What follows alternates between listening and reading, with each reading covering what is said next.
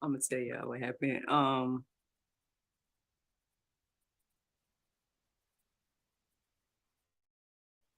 Okay, basically out of nowhere, I clicked live and my phone restarted, and I'm like, really?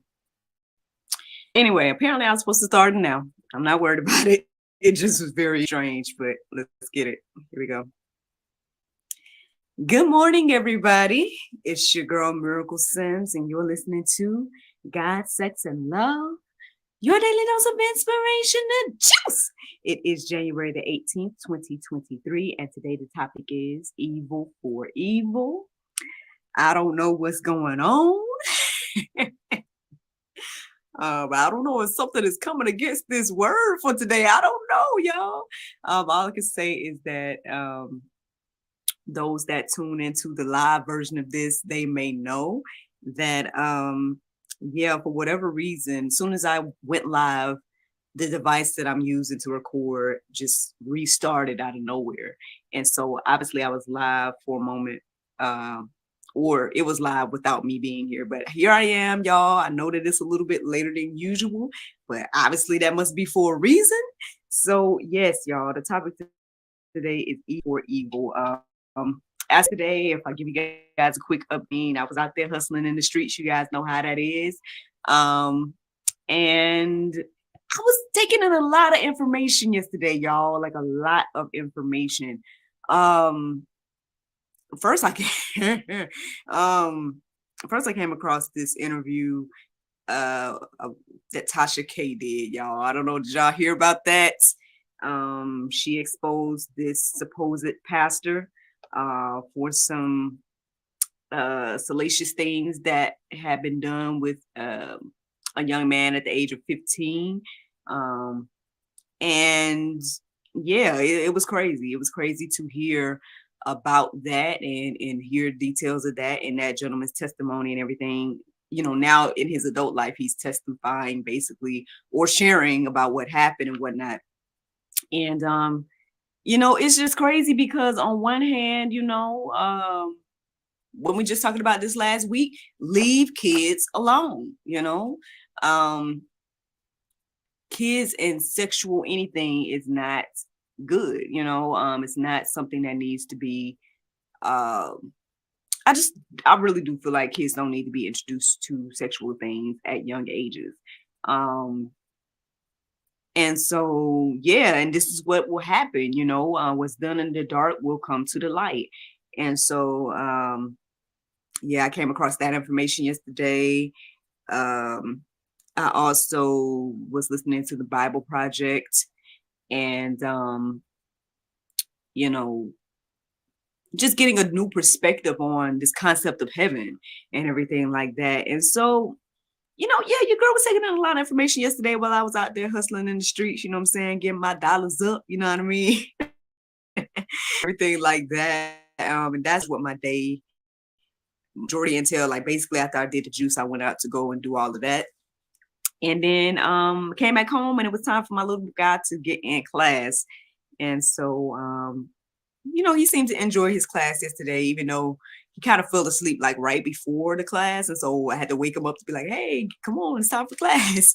And stuff. So it took him a moment to kind of like wake up and stuff, but he seemed to have a good class. So I'm sure we're gonna talk more about, I guess, a little bit of these different things that I took in yesterday. But anywho, let's get into this juice, y'all. So evil for evil. Well, the inspiration, I would say, came from partially from a verse that I came across yesterday.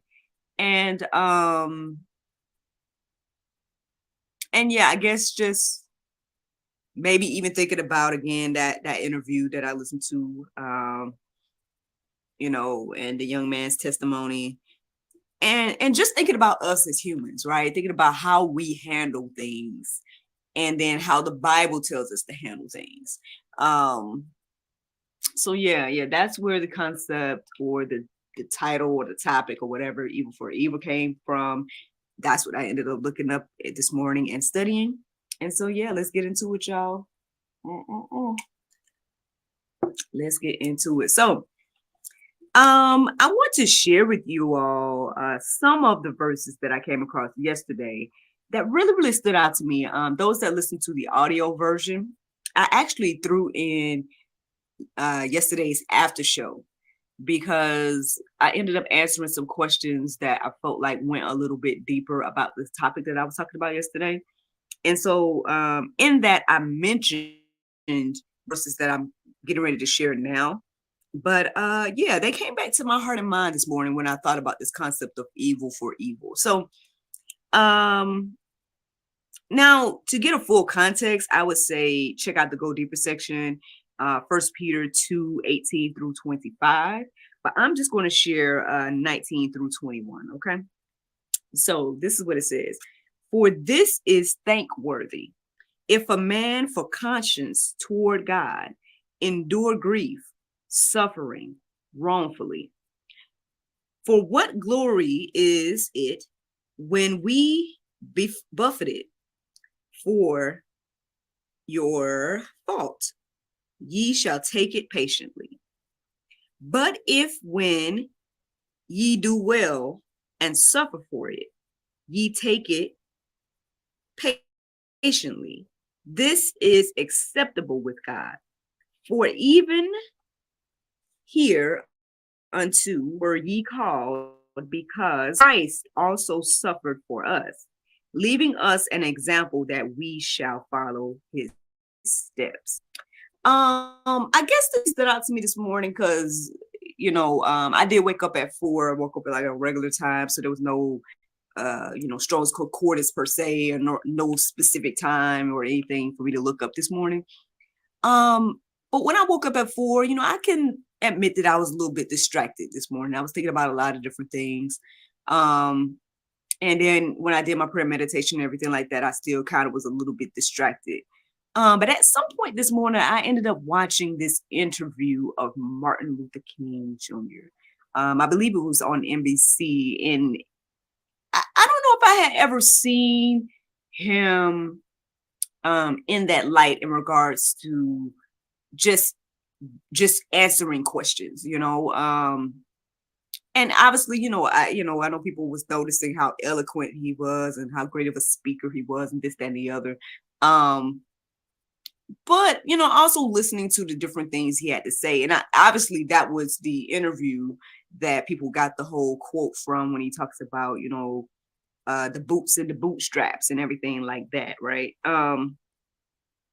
But I don't know, I guess just listening to him this morning and how he talked about, protesting peacefully and everything like that, and how he, said that his values had a lot to do with the reason why he chose to go that route versus going the route of violence and everything like that. And he went on to explain it in a beautiful way. So by all means, y'all should go and try to find that interview of him. And like I said, I think it was with NBC. But I guess, again, I was reminded, this is probably what reminded me of the verse yesterday, or the verses that I just shared with you all. At the end of the day, we as humans, like not going to split up any races or anything like that. I think, let's just say humans, right? We as humans, I think we take issue with going through any hardship. We take issue with any form of suffering.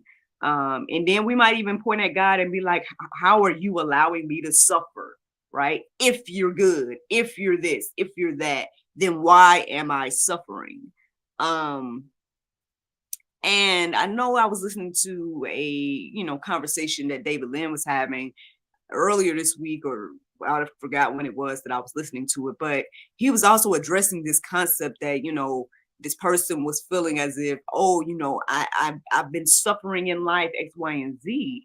And it's like, well, that's a part of life. Once sin came in, there's always going to be some form of suffering. The Bible tells us that, but for the believer, right, for the Christ believer and everything like that, you can look at your suffering differently, right? And then it goes even deeper when you think about it, when it comes to this, what the Bible is asking us to do. this whole, I know y'all know it, right? Turning the other cheek and all of that. Like, you know, and I guess, in some ways, this reminds me of what I was taking in about heaven yesterday, right? The conversations I was listening to on the Bible Project. Like, there's just a whole different mindset, and values have a whole different meaning, uh, heavenly values, biblically. Um, it just has a whole different meaning than what we do and what we know, I think. Um, because you can see that in the words that Jesus said, right? And you can see that in the things that the Bible is telling us to do. This is so foreign to think like, if somebody's doing me wrong, to just bear it, right? To just, in some ways, let it be, right? And you just keep doing good. And now I believe that this verse would, in the context they were talking about, a master and servant dynamic. And, if you have a good master, X, Y, and Z, or even a bad master, if you continue to do good, da da da da, like this is honorable to God, right? And we might feel some way about that. Like, I think any person will feel some way about that. What you mean, Lord? I'm just supposed to let someone do this to me? I'm just supposed to X, Y, Z? And it's like, well, yeah, that's what it's saying. And then I even asked the question this morning myself. I just was like, well, Lord, what does this mean for, if someone's trying to take my life? Do I just let it happen, or whatever the case is? And I believe that's where, when I went deeper about that, I ended up coming across calm.org. There was a article that's called "God Says You Shall Not Kill, but He Kills. Why Does He Contradict Himself?" It's an article on calm.org by Matt Slick. Obviously, that would give some understanding to that concept, because there is a difference between kill, right, and murder. And from my understanding, the commandment is not to murder, not necessarily not to kill. And the Bible does go deeper, but you guys can look at those verses that, reflect and talk about that in regards to, if someone's coming in your home, X, Y, and Z, and that person is killed in the process, the blood is not on your hands, because that's obviously self-defense. But the interesting thing is, even as I looked at that question there, it's saying, why does he contradict himself when God kills, right? And so the best explanation that I heard of this is by Frank Turek. And I was thinking about that this morning when I came across this, that, when we're asking God, like, God is not murdering and killing us, even though it may look that way to us, right? Because that's the only way we know how to define or explain, life being taken of some sort, or whatever the case is. But there's a totally different thing when you're the creator of earth, right? You give life, you take life. Is that murder? Is that killing? Frank Turek explains it beautifully, but the short answer is no, because the giver of life can take it anytime he wants. So that's a whole nother concept, though. But to us, right? Because we're not givers of life, right? So to us, he does put a commandment on us to not murder, right? Unjustly killing someone, right? But at the same time, there is grace for those that happen to, quote unquote, kill in self-defense. So it's a deep concept when we're thinking about all of this type of stuff, and there's a lot of questions to be asked in regards to this. But again, I took this deep dive into just evil for evil, and so let's keep going. So well, Romans 12:21, it says, "Do not be overcome by evil, but overcome evil with good." I mean, it definitely reminds me of what I was hearing Martin Luther King talk about when I watched the video this morning. And yeah, but let me keep going because all of these kind of entangle with each other. So the next verse I had written down was Romans 12 and 17. And it says, repay no one evil for evil, but give thought to do what is honorable in the sight of all. So, I mean, do we do this though? Nah, not. I mean, I think majority of us do, right? In whatever way. Because I mean, I guess if we there would be, I guess, way more killing or way more like, you know, death if we didn't exercise this to some extent, right? Because people would just take things in their own hands and repay all the evil that ever happened to them with evil. But there is a lot of people that, do take things in their own hands. That's why we do see, again, the killings and murders in particular. That's why we see these things happen.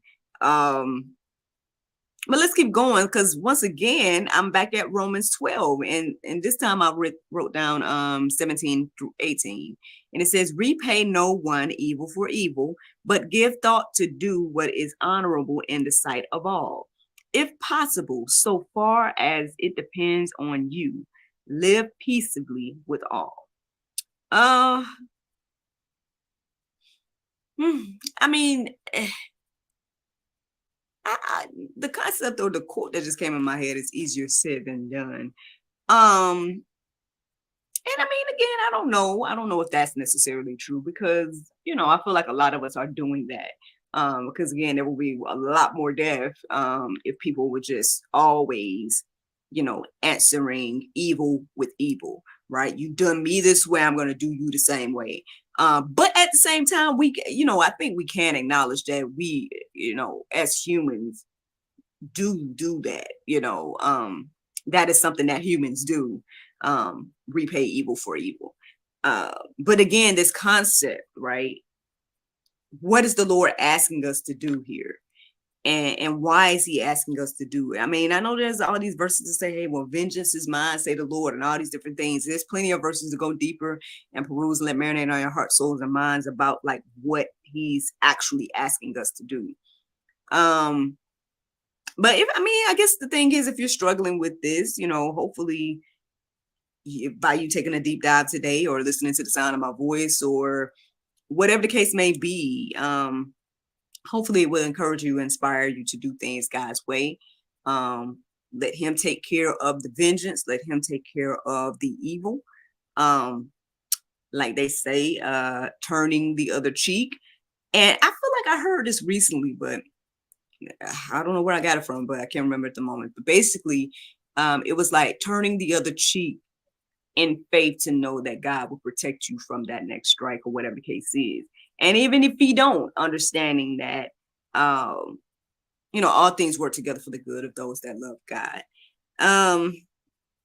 One more verse to share, y'all, and it's Luke 6 and 27. It says, but I say to you who hear, love your enemies, do good to those who hate you.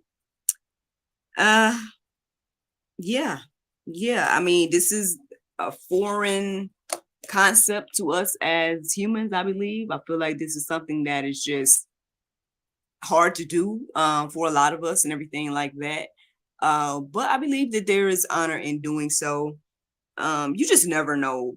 Again, when you sit here and think about all these different things and we're thinking about, why am I suffering? Why am I going through this? Why am I going through that? Why do I have to, Lord, why are you asking me to not respond or not to respond in the same way that people respond to me?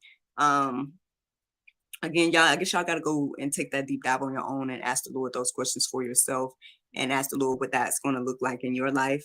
But I mean, I guess ultimately that's the juice this morning. That's what your girl studied. And so that is the juice. Now, the Bible verse of today is 1 Timothy 6 and 12. It says, fight the good fight of faith, lay hold on eternal life, whereunto thou art also called and hast professed a good profession before many witnesses. Friends, I hope y'all enjoyed this juice this morning.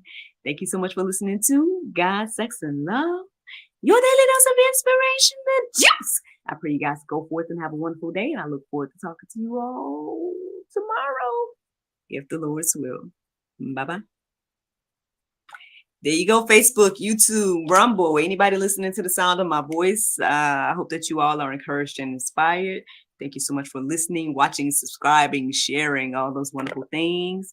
Yeah, like I said, I mean, I know that this concept of allowing God to handle the vengeance, now that doesn't take away from, let's be clear here, right? Even though God is going to handle the vengeance and the judgment and everything like that, we still have a responsibility to, call things out. We have a responsibility to, take care of those that need to be taken care of, those that are weaker and things like that. Just across the board, there's a lot of things that we as humans are called to do, right? And to, protecting one's family, protecting yourself, all that different type of stuff.